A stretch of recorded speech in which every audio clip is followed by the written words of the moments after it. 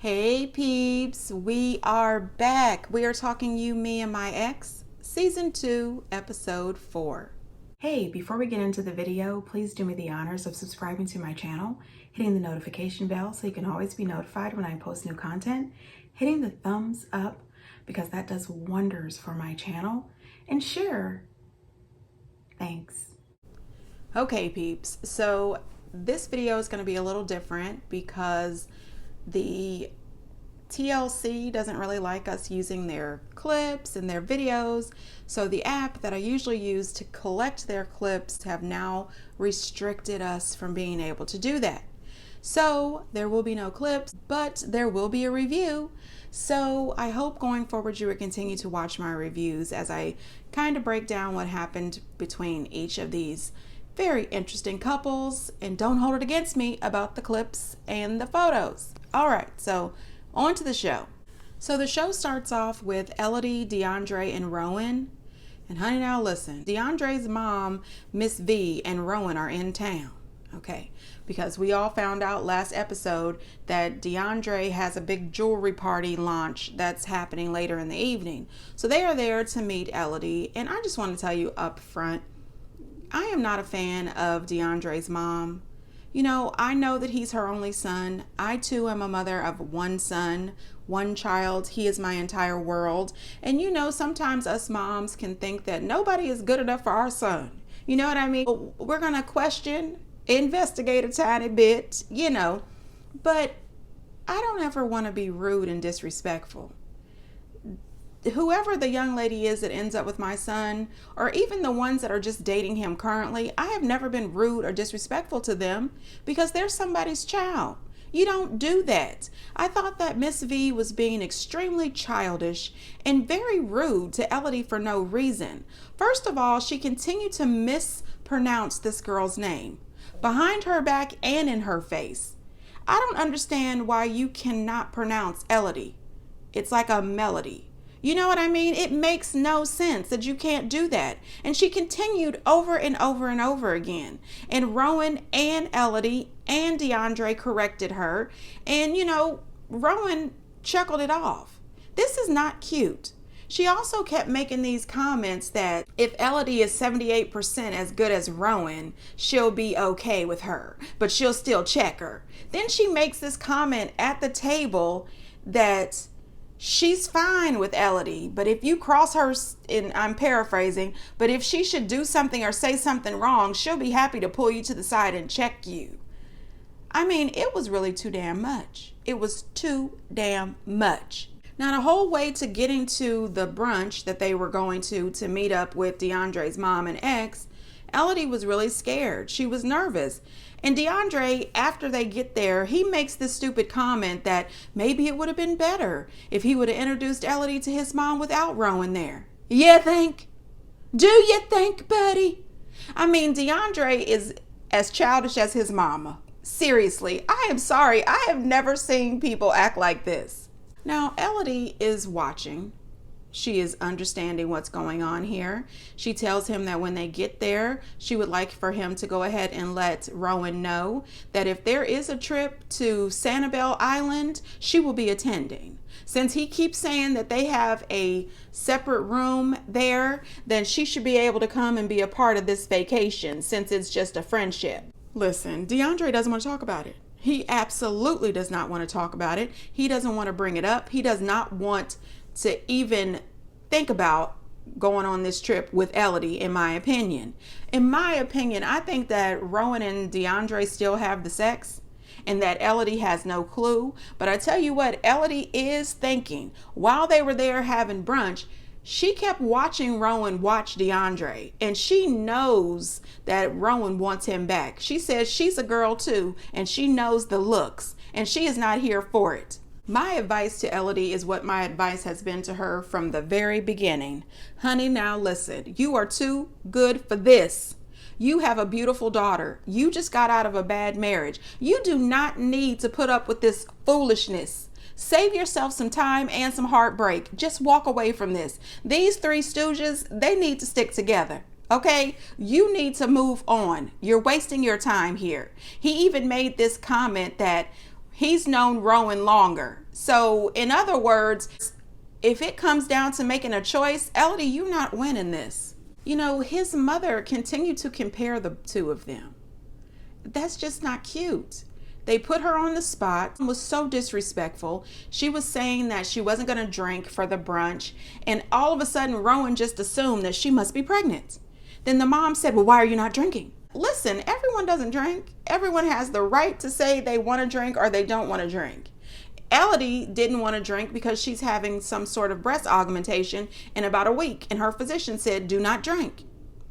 Her mom says, oh, you think they're too small? And she says, well, I had a baby and I just don't feel the same. And that's the truth. Once you have a baby, especially if you breastfeed and things like that, sometimes things just don't bounce back like they used to. And some women like to go in and get a little nip tuck here and there. And that is their right. Some women who have never even had a baby like to go get a little something done. And that is their right. What I didn't appreciate is that DeAndre's mom says, oh, I felt the same way after having DeAndre, but I stuck with mine the way they are because you got to love yourself. Don't disrespect this lady like this. Why are you doing that? I didn't like that. This is definitely an uphill battle, and Elodie should just walk away. You don't stand a chance when it comes to DeAndre's mom kissing Rowan's ass and DeAndre clearly still being in love with Rowan and absolutely being willing to do whatever his mama wants him to do. Anyway, at the lunch, Elodie asked Rowan, why is she still in DeAndre's life since he's her ex? Honey, now listen, DeAndre was not happy with that. He said he was really upset that she asked that question, but I wasn't. And Rowan tap danced around it a little bit, and I'm paraphrasing. She said because him and her were in the longest relationship she's had. She really cares for him and cares for his mom. They're so much alike. And Rowan also made this comment that Elodie is not really DeAndre's normal type. He always goes for blonde, blue eyes. Okay. Well, he left you. You guys broke up. He's now with Elodie, even though I think he's still having the sex with her. Elodie says that later in the evening, whether DeAndre wants to or not, she is going to pull Rowan to the side and tell her that DeAndre is not going on this private trip to Sanibel Island without her. So it's either they all go or no one goes. This ought to be interesting. This ought to be interesting. But still, Elodie, move on. Let Rowan have him and his mama. Caroline, Alex, and Steven. Now, as I've said before, you guys know I love Caroline and Alex. I really do. You know, Caroline's mama is back, and we know her for her works. Okay, that woman is a judgy woman, but she's quite entertaining. I have to give it to her. So we find out that Caroline, who was the breadwinner in their relationship, up and quit her job. Then 2 days later, she found out she was pregnant. Alex was working a temporary job, and so now he has to work full-time to support her and the coming baby, which we also found out the new baby is going to arrive in 4 weeks. I really thought we had extra time, before Caroline was due. But my thought was, she says that she quit her job because she was feeling a little stressed out. No, ma'am, I don't understand the logic. He's working part-time temporary jobs. Why would you quit your full-time job that pays the bills? No, ma'am, that just doesn't seem smart to me. I'm just saying. And not only that, delivering a baby is extremely expensive and you need insurance. So I'm hoping while he's working with his daddy, there's some insurance that comes with it, because that's going to be one hell of a bill if there's no insurance. Also, at one point, Caroline's mom mentions that she wants to get a cute outfit to bring the baby home in. And Caroline said, the hospital doesn't give you something? Her mama said exactly what everybody else was thinking. Girl, please, they give you an expensive bill. And you also have that little cart with all the stuff on it, with the baby bottles that are already pre-made and the diapers and stuff. Take that stuff with you, Carolyn. I'm just saying. Anyway, it's not as if they don't put it on the bill. They just hide it. They show a little clip of when Caroline's mom was questioning his sexuality. Who wasn't? Who was it? I personally believe that Alex is bisexual and he's allowed to be whatever the hell he wants to be. He really is. And if Caroline is okay with it, she's allowed to be okay with it. That is their relationship, not mine. But she says that her mom used some really nasty words and she would not tell us what that was. That part I don't appreciate. But do I understand her mom questioning? Yes, if I was dating someone who used to have a boyfriend, my parents would question as well. What's happening here? Are you thinking clearly? Do you think that never in your relationship this man is going to step out on you? Because he will. I mean, that's just normal conversation, without being disrespectful and rude, which I don't agree with. However, I do believe with all of my heart that Alex is deeply in love with Caroline, but he is also in love with Steve. And something is going to happen at some point. At some point, Steve, if he doesn't move on with his life, him and Alex are going to end up having something go on at some point. I can't guarantee that. That's just my thought and opinion. Now, she tells her mom after she, complains about the way Caroline set up that charcuterie board, which of course she already knew her mama was going to say something. And I really don't like to be nitpicky, but when she pulled the board out and then she had, the trays and stuff, I said, why wouldn't you just put down a nice piece of parchment paper or something, and then put the cheese and the meat, and the grapes and everything on the parchment. But she didn't do that. She left them on the trays and her mama was not pleased, but lady, listen, be quiet. What I would have been concerned about is the two cats. Okay, because we already see the cats on the counters. We see the cats on the tables. And then when they left, they didn't show us if she wrapped that tray up real good with a little, plastic wrap and threw it in the refrigerator because, that cat's going to be licking and eating on all that stuff. I'm just saying, I like my food without the cat licking on it and touching it with her paws. Anyway, moving on. We also found out that when Carolyn's father passed away, he left her a lump sum of money that her mom was hoping that she would use to support her dream of becoming an attorney. And she said that after she met Alex, it just went out the window. No, ma'am. Hell no. No, ma'am. I don't agree with that, period. I don't agree with it, period. I have a son, he's going to college, he's living his dream, he's doing what he wants to do. But if this dude had told me that all of his life he wanted to be a lawyer or a doctor, or he could have said he wanted to be a fashion designer, I don't give a shit. Anything that he told me that this was his dream as he grew up and he wanted to do, and some woman came into his life and then all of a sudden he dropped his dream, hell to the no. That I cannot support. Okay? Daddy left you this money to pursue your dreams. Please tell me you have not blown all of this money on some bullshit, which it sounds like that may be possible. But Carolyn still got a whole lot of life to live. Who says that Carolyn will not enroll in someone's school next month, next week? She can start out small if she needs to. She can start going to a local community college and, do well there, get your GPA up and, head off to another school to finish her law school. I've seen people go to law school at night. You know what I mean? I've seen people start out online. Carolyn can do whatever she puts her mind to. I just hope that she doesn't let her relationship and being a mommy stop her from doing that. Sometimes people end up getting married and having kids and then they just forget about their hopes and dreams. You don't have to do it. You can have it all, Caroline. You just have to schedule properly. That's all I'm saying. Now, what I loved about this entire episode the most is her mom apologized. I appreciate that. That actually brought tears to my eyes. And then I saw Caroline crying and I said, wow, that was absolutely needed. As parents, we do have our children's best interest at heart. We want them to do the best they can. We want them to be better than us. We want them to have everything that we do not have. We really do. And Caroline mentioned to us last season that her mom was sort of a kept woman. And it seems to me that her mom wants her to be able to be independent, strong, smart, and live a healthy life. And that is understandable. Also, as parents, sometimes we get deep into our emotions and we kind of just let things spill out because we've held it for too long, and it's not okay. And I think this was great that her mom apologized to her and she offered to be there to help her when the new baby came. And we find out that Caroline needed a little help because Caroline has never even babysat. I said, oh, wow. I don't know why I just assumed that every little girl has babysat at some point, but that's just my ignorance. You know what I mean? She had not. Alex's sister comes over, Jessica, with her 2 baby twins, who are just as precious as can be, and they are 7 months old. They both had poopy diapers. I said, did they just spontaneously poop when you got here? Or did they, poop earlier and you held it for Caroline? I don't even know. Anyway, Caroline got a chance to experience changing her first diaper. She also had the opportunity of babysitting with Alex for a little while.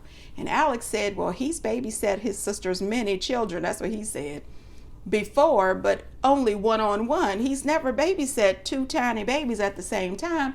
Listen, everybody has to start somewhere. I mean, I was on Twitter and I seen a lady post a comment about Caroline and Alex saying that they need to put their baby up for adoption because they don't know what they're doing. And Alex responded, I loved his tweets. Just because they are brand new parents, just because they don't have a lot of experience being parents, why in Sam hell would they put their children up for adoption? That was the stupidest damn comment I have ever seen. And I think it is absolutely rude, disrespectful, and over the damn top. Listen, I have 3 siblings. We all grew up together and I'm the oldest, so I babysat my ass off. But the day that I gave birth to my son, everything was brand new to me because all of this shit fell on me from the jump, the circumcision, all of that. Do you know how many times I changed his diaper and couldn't figure out why the next time I went to change his diaper, he was wet from the waist up? Do you know I did not know that you've got to point it down? There are so many things about babies that I did not know. But you know what? My natural mother instinct kicked in. And I'm not trying to toot my own horn, but I'm going to toot my own damn horn. I ended up being a pretty decent mom. I'm just saying, not everybody knows how to be a mom off the rip. Leave them the hell alone. I'm just saying. Anyway, it was an experience for them. What I loved is that she did call her mom for a little backup while they were babysitting. And her mom said, well, if they're crying, they're either wet, hungry, or sleepy. And they said, well, we've changed them. They don't want to eat anything. And so they must be sleepy. And I thought, well, they're crying a little bit. Do they have pacifiers? Do they have special blankets that they like? Do they have any toys? How about you guys just hold them close to your chest and rock a little bit? You know what I mean? These are things that they will soon pick up and learn.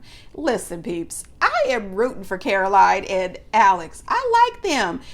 Do I think that Alex is 100% straight? Absolutely not. Do I think that Stephen is having a problem growing a full mustache? That I just shave it off, Stephen. It's killing me with the 2 sides.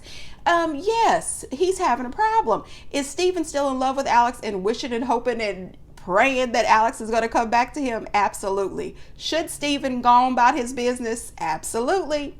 But that's just my opinion. Chelsea, Matt, and Kenzie. All right now, honey, listen.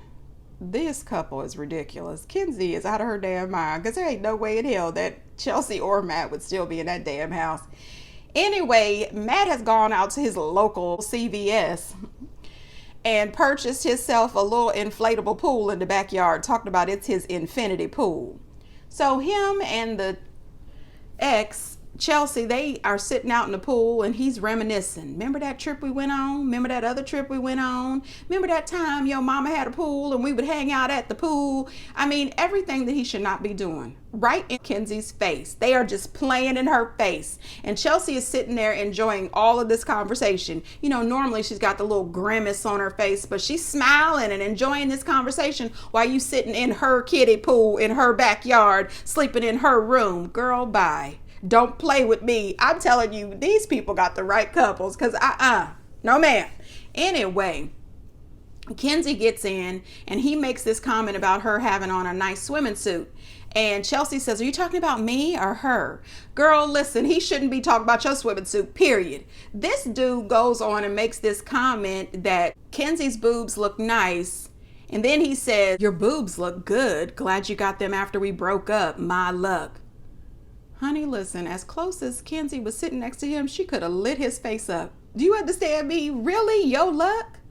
Boy, who the hell is you playing with? And this is the guy that her parents want her to be married to. Okay, you want this dude for your daughter? He is disrespectful as hell.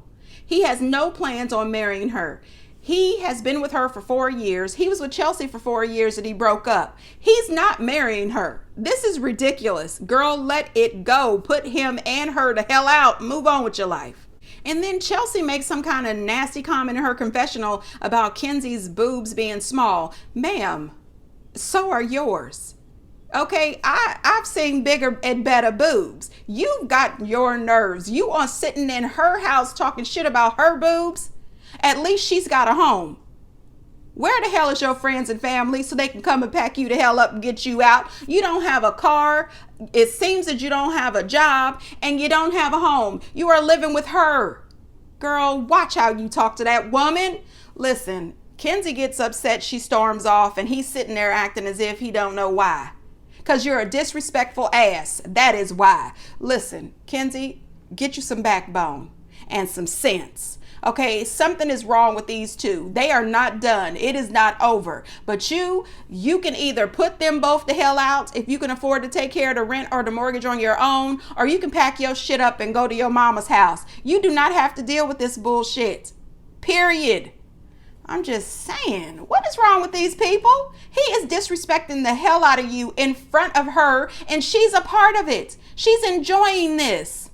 And you know what else? Matt is enjoying this. He loves the fact that he's got 2 girls there who clearly both are into him. He thinks that he is the big man. His ego is so inflated.